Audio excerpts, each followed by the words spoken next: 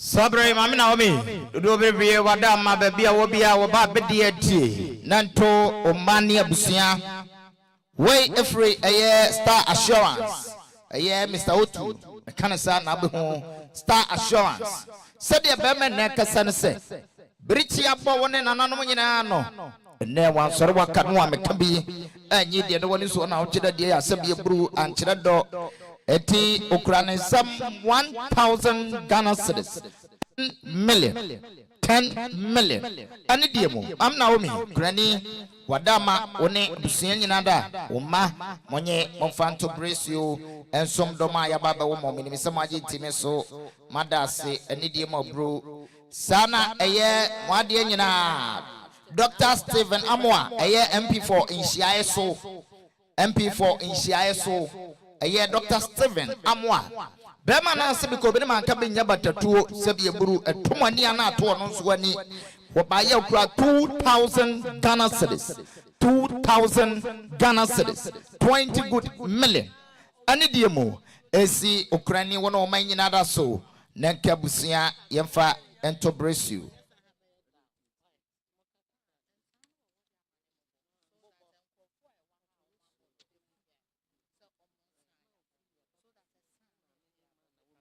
Sabre mama Naomi wadama Ukraine tie ayama Ophelia ne bakofi aya Jerry Sabre Jerry na kasai wasemne mama prekopene na ade atonani wansore waka no anko ibi amfiri ne mama ani asabie buru ankyere donti waso okura 200 Ghana cedis Ukraine wadama woni abusuan sante nyina da monye mofa ento brace you ensomdo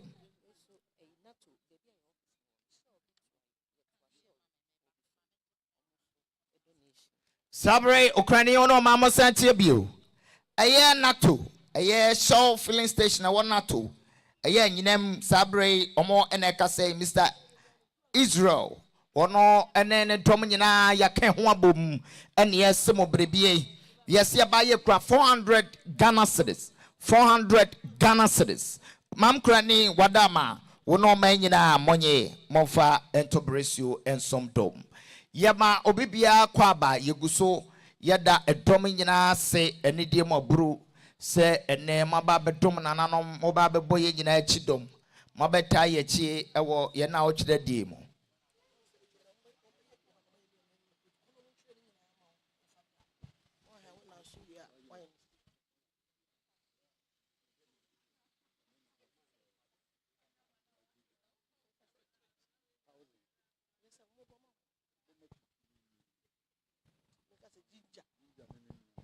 Hello. Yo. Nana abusia na nyina ya mobibia akwa aba kwa soro kosokra. Sa wie so wode wodo abebu odomo. Ye da mo nyina ase emamo akwa aba. Covitin fifi. Ba masimpiri mu wodudu obibie papa ba bia obi afo aso ba kofa me. Na wona briche kese abowo. Sate ba ma na ho fa wasi so ma san ho hamo ya papa Benjamin ana poko ke ho pa na kepe ba mo wo de omusa boja pade na wafa wo de wakọ ene wo de sa yunu abeto papa so ama busu anum dade abu mu ene ni se park so e ba ya hyehye na so do wodin ene ye bo ayana ba go fitin fifi baby a wo bia fa wa so ba ko fm mien mijina ma wa kasa wo de hia woni wabusua papa dinja Mika wa huwa de dada wase briche boy uma na sote waba na pa waba wia abusuafo trase na ne die papa konofo ba twebo dada ofiti kwati na ho aje tuduro yedi na watweda dinja so wa meka bibia kire kofiti ne na busua no wankyere do papa so ba okutani sabusika no pale wase friso for sabode 1,000 Ghana cedis opepe mako edu wa hire ba kofiti ɔse ɛsi so no nua ma mo nyina no abusua so ebo na osi a faka wo bra empata egu fam mini so abaji nti da se bra bi so ma ɛna me da se abusua mo nyetwi na mo nyegra na mo kwada se na dia ka kire ɛna dɔso nyame nhyira mo yɛda mo ase sika na anya egu so ayagye no obi betena ha na sabisabio enyiwa ne nto nkyɛn sɛ sabio ɔna abo a wogya na park so wɔne tua pepe ne ya no so a yɛmusa nsuo muma sika no enya wano emfa ma abusuan yesrem epo ekura nsuo etogum muma sika no enya wano so we na watra se ate na be hawa wo fra ma akonafo ne bia odo baba ba wi table wei ye ma ya akono wo bo be serve kama be tro wo de na be na so wate na do wodin ene ye bo ma mi kura ni oso nyakopɔ won sɛ de wate no anka ho na nya yize kura enya betesa wone ni kura didi bom wo mu nanti bom wo mu dwale bom wo mu ya bibia bom ena ba mo wo abete wo mu enya betema na so yesra twedi ampo nyakopɔ wa ọma no nsi abọ mpenu no sɛ wɔn hyɛ wo den no wankora wo no hyɛ wo den baabi bia wo du na bɛsi bia no wɔn bɔ chi dɔm kosi sɛ numre no nsi ɛtɔ so mienu ɛbɛbɔ yɛda mo ase yɛsa ma obi bia akɔ aba yɛda mo ase Ipacho mate asedafo no kwa de nka montena ha se maye sika ne to afam a na makɔ da ase e de amaye emperifo sasa bisa bi obaifo ba ene nani nso ade ye yebusua de ye ni baifo ba bia ewom ye buade ankasa ye ni da hɔ 24/7 ye da mo nyina ase ebiso abetwa sika wa ene busuafo tutu ye ni ye nwo a ebisra efe ho asem nhye mu nkofie wate ye da mafidie so da bibia ase wonyame o hiro bi ntume no me no sa wasa wada agimpo abetra pata ya ase no obehira wo na obeye okese ekosi se obeye kese pa ye da mase yo abusiane nkabo mo amatena ahia edi Mr. BK Arthur na wochida said ye na yie nhyehyɛ ɛbɛyɛ ɛna mepɛsɛ mede to dwa kakra no ɛyɛ 28th March 2025 anopa 7 anopa nonso abusua de mu no bɛkɔ CCC asɔre dan kɛseɛ nim akɔyɛ awufusom. The body will be taken to CCC for burial service 7 a.m. in the morning. Say we are yade emuno ebeko agunenya krom after burial service was CCC no. Ama ebusiafo akoye amamre ene amane amemuno 29th March no abusia betena se aye eyikese anom sikasa ewo ho agunanya krom ho 29th na busia betena se wo ho anom sikasa na ne 30th March eno omaye asedasom Thanksgiving service ewo Roman asori dan a ewo agunanya krom ni nyina na busia ena edianimu ena eye ye free hɔ a ne na wɔtwe 5th April ene ebeye ne final funeral rites ewo park ya so Kwamina AstroTurf sports stadium ye beye ne final funeral rites eye 5th April ewo haya ne kwasiada which is the 6th of April no yebeko akoye nase asore ama Mr. BK Arthur ewo CCC asore dan kase anim eyija ye free asore ho a yebeba Mr. BK Arthur fie yebeba ne fie na abusua atena se ewo ho nso enti aye no said ye ne nhyehyɛ ne pomponso wote no ewo mu a yebesia beka ase edoso kakra said ye be ya ejamfo edi dates no any times no betutu omutrim na emre ne so a yakwa akojam abusua ama na yefe yedamase.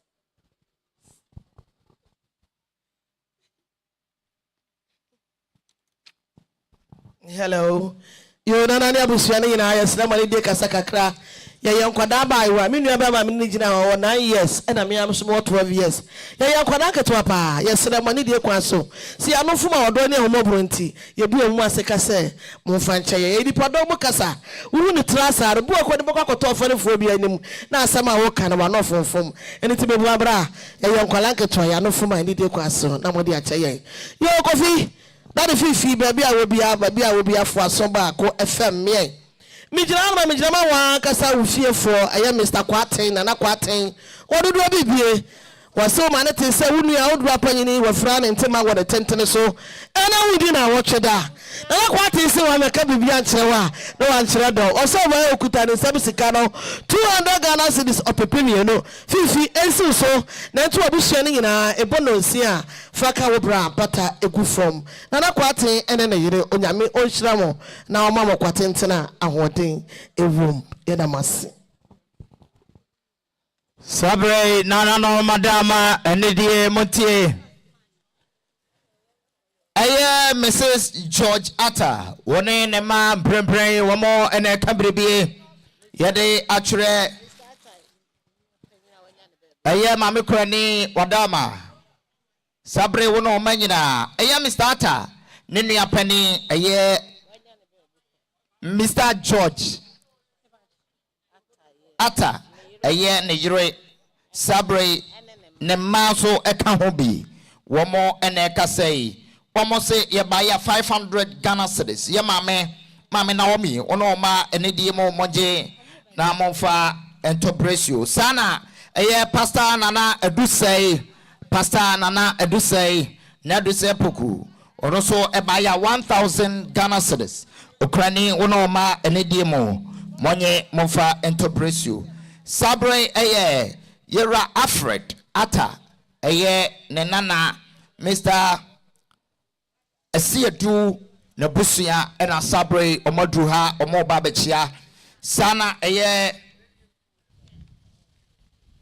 College of Prempeh the in-laws College of Prempeh colleagues of Prempeh College, right? Colleagues of Prempeh College sabre omonso edruha eba bechia the in-laws College of Prempeh College omonso edruha eba bechia yemamunyina akwaba yedamwase bebre ukrani na me Naomi wone ne ma edamwase sana eye kumanyini bapon nananom mekire asona ebusua mofri agona enya krom omonso edamwase bebre ene diemo se mababebo nananom nyina chidom yedamwase amakwaba nananom edamwase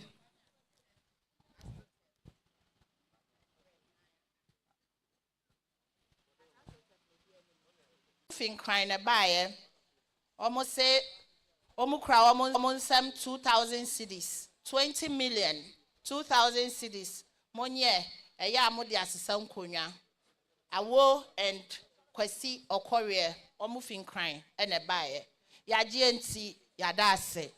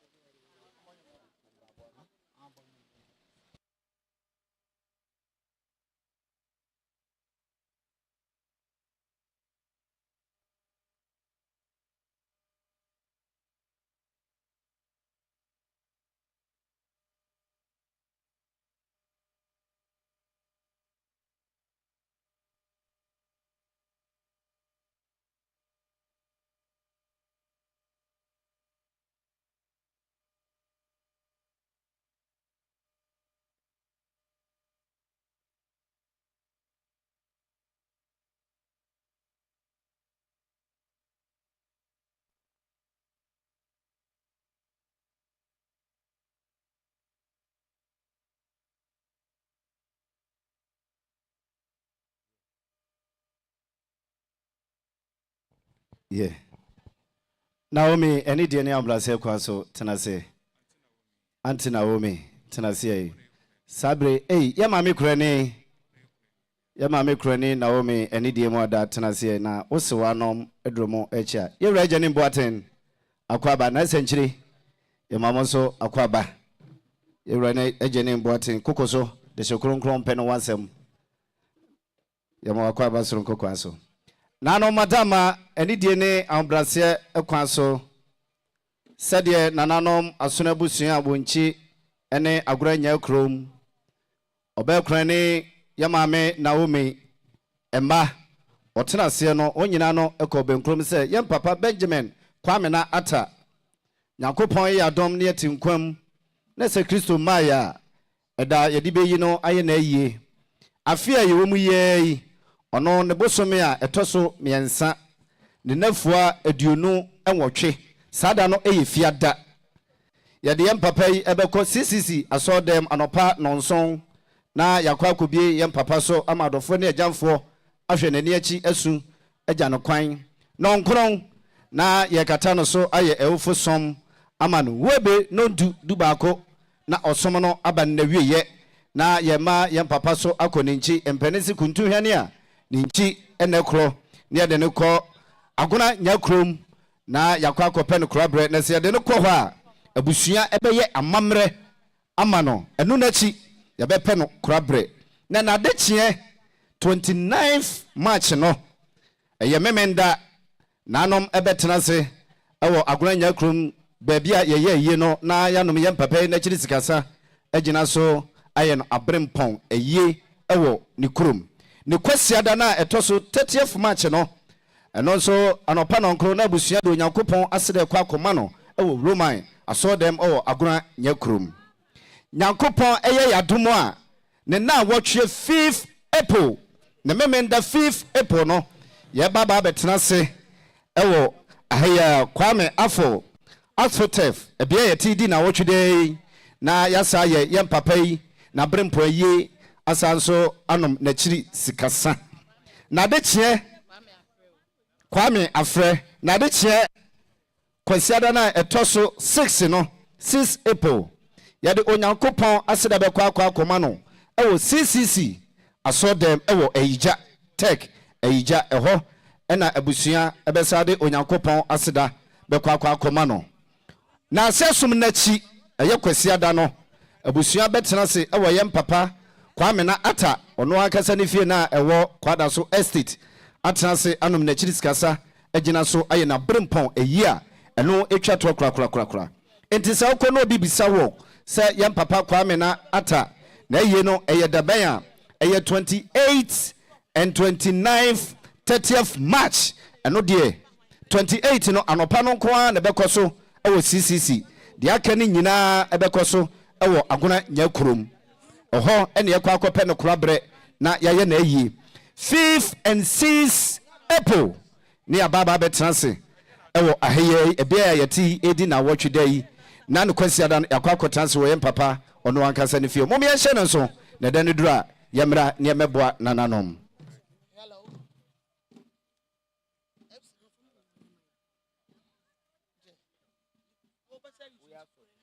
yama me kurani obatampa ni de ma da transe Mr. and Mrs. Ata